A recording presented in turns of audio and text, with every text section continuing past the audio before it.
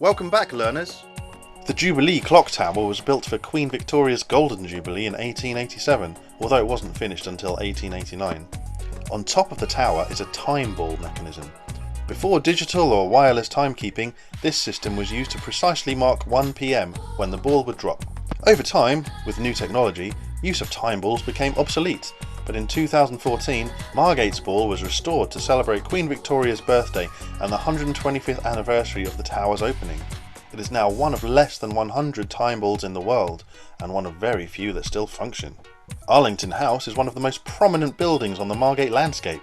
Built in 1964, this 18-storey block that many consider an eyesore was intended as a highly ambitious project that was meant to be a great asset. Its design is meant to look like the waves of the sea, and the flats offer fantastic views of the coast and countryside. The initial concept proposed luxury apartments, and facilities including a theatre, restaurant and rooftop swimming pool. Although little of this came about, the residents still say it is one of the best places to live in Margate. At its feet would be a 400-space car park, a bus station and Arlington Square, which was designed to be the height of modern shopping experience, including restaurants, bars and around 50 shops. It was advertised as Britain's first park and buy shopping centre. Sadly, it never reached its intended popularity. Arlington House was built on the site of the old Margate Sands train station, which was closed in 1926. The nearby Margate West railway station was rebuilt and updated that same year and now serves the town alone. The current Margate station was constructed according to designs by Edwin Maxwell Fry, who also designed the Ramsgate station.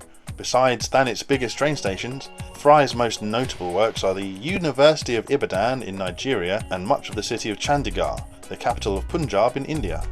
From 1901 to 1937, Margate also had a tramway which connected it to Broadstairs, Ramsgate, Westgate and Birchington. Margate is twinned with Idar Oberstein in Germany, Yalta in Crimea and Les Mureaux in France. On the KwaZulu-Natal coast in South Africa is another town named Margate, which is not twinned with the one in Kent, but it was named after it by Henry Richardson, the town planner, in 1908.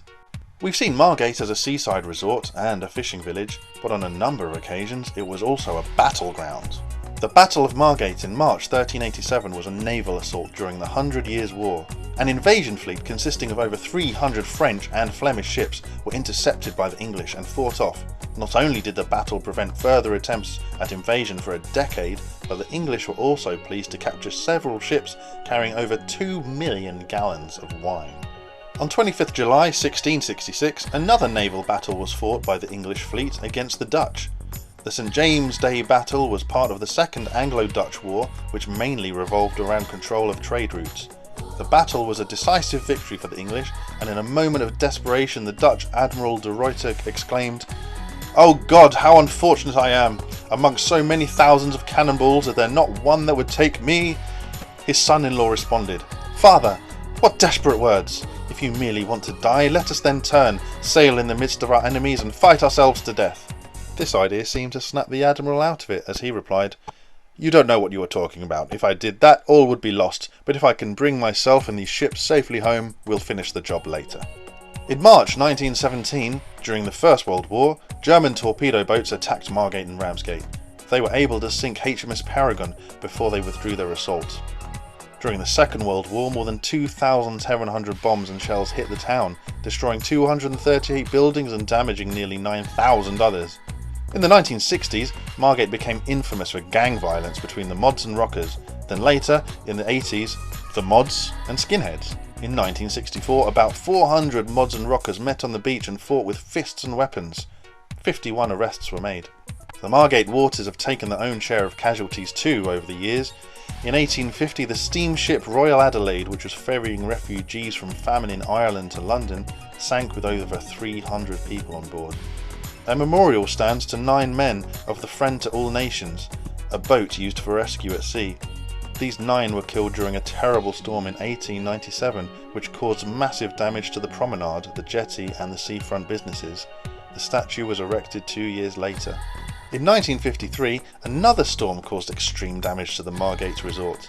The Westbrook Pavilion, the Lido and the jetty took heavy damage, while some businesses in Cliftonville were completely destroyed. In 1978, yet another storm finished off the jetty completely, taking a piece of iconic history with it. The jetty was originally built in 1824, but in 1855 was rebuilt by Eugenius Birch, becoming the first iron seaside pier in the world. In the 1930s, Margate was a training ground or nursery for major football team Arsenal.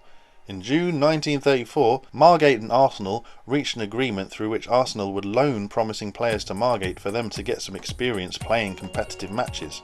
Arsenal ended the arrangement in 1937 as it was too expensive. Wartime damage, ease of travel abroad and cultural reputation have all made it difficult for Margate to get back on its feet, but recent initiatives are very positive and life is coming back to the seaside town. Margate Old Town has seen a new lease of life, helped by the opening of the Turner Centre and the restoration of Dreamland. You may be interested to visit the Old Kent Market, which has been opened inside a 1911 cinema building.